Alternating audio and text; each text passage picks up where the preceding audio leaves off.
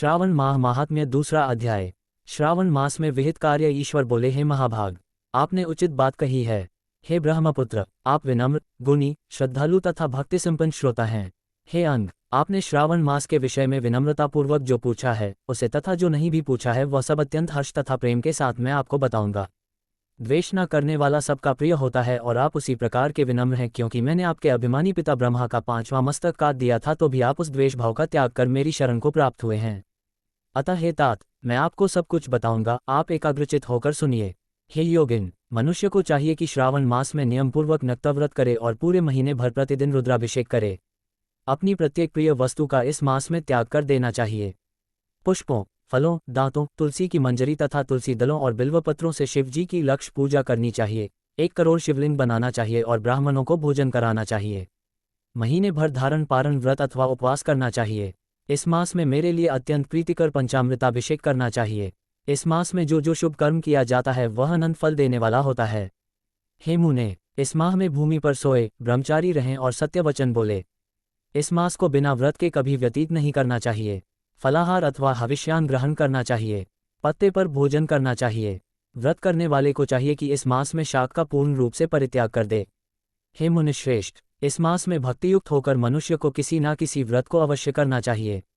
सदाचार परायण, भूमि पर शयन करने वाला, प्रातः स्नान करने वाला और जितेंद्रिय होकर मनुष्य को एकाग्र किए गए मन से प्रतिदिन मेरी पूजा करनी चाहिए। इस मास में किया गया पुरस्चरण निश्चित रूप से मंत्रों की सिद्धि करने वाला होता है। इस मास में शिव के षडाक्षर मंत्र का जप अथवा गायत्री मंत्र का जप करना चाहिए और शिवजी की प्रदक्षिणा, नमस्कार तथा वेद पारायण करना चाहिए। पुरुष सूक्त का पाठ अधिक फल देने वाला होता है। इस मास में किया गया गृह यज्ञ, कोटि होम, लक्ष्य होम तथा अयुत होम शीघ्र ही फलीभूत होता है और अभीष्ट फल प्रदान करता है। जो मनुष्य इस मास में एक भी दिन व्रतहीन व्यतीत करता है वह महाप्रलय पर्यंत घोर नरक में वास करता है। यह मास मुझे जितना प्रिय है उतना कोई अन्य मास प्रिय नहीं है। यह मास सकौम व्यक्ति को अभीष्ट फल देने वाला तथा निष्काम व्यक्ति को मोक्ष प्रदान करने वाला है। हे सतम, इस मास के जो व्रत तथा धर्म हैं उन्हें मुझसे सुनिए। रविवार को सूर्यव्रत तथा सोमवार को मेरी पूजा व नक भोजन करना चाहिए।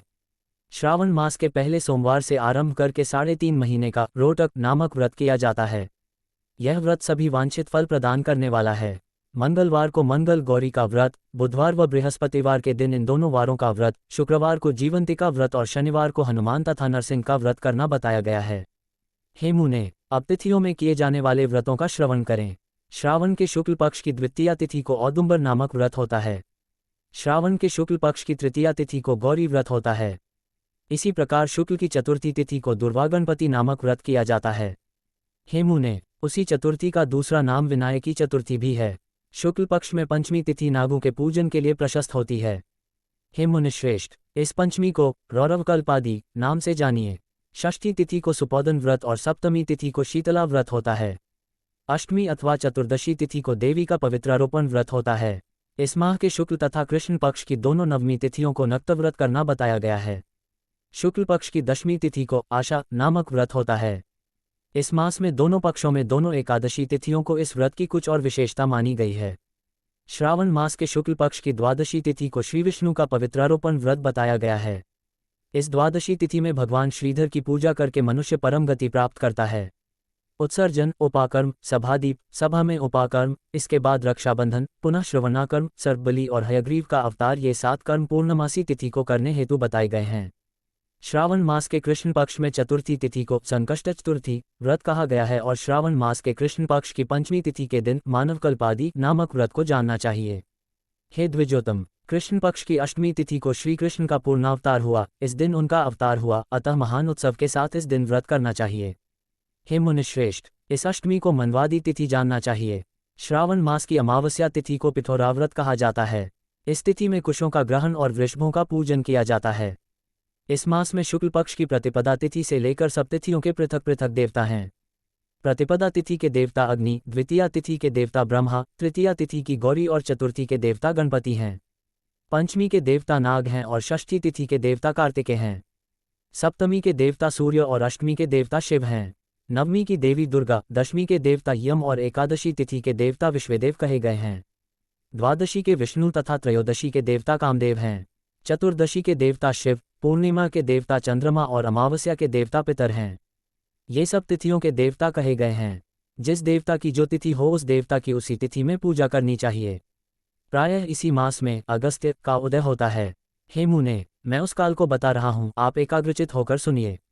सूर्य के सिंह राशि में प्रवेश करने के दिन से जब 12:40 व्यतीत हो जाती है तब अगस्त्य का उदय होता है। उसके 7 दिन पूर्व से अगस्त्य को अर्घ्य प्रदान करना चाहिए। 12 मासों में सूर्य पृथक पृथक नामों से जाने जाते हैं। उनमें से श्रावण मास में सूर्य गर्भस्थी नाम वाला होकर तपता है। इस मास में मनुष्यों को भक्ति संपन्न होकर सूर्य की पूजा करनी चाहिए। हे सतम, 4 मासों में जो वस्तुएं वर्जित हैं उन्हें सुनिए। श्रावण मास में शाक तथा भाद्रपद में दही का त्याग कर देना चाहिए। इसी प्रकार आश्विन में दूध तथा कार्तिक में दाल का परित्याग कर देना चाहिए। यदि इन मासों में इन वस्तुओं का त्याग नहीं कर सके तो केवल श्रावण मास में ही उक्त वस्तुओं का त्याग करने से मानव उसी फल को प्राप्त कर लेता है।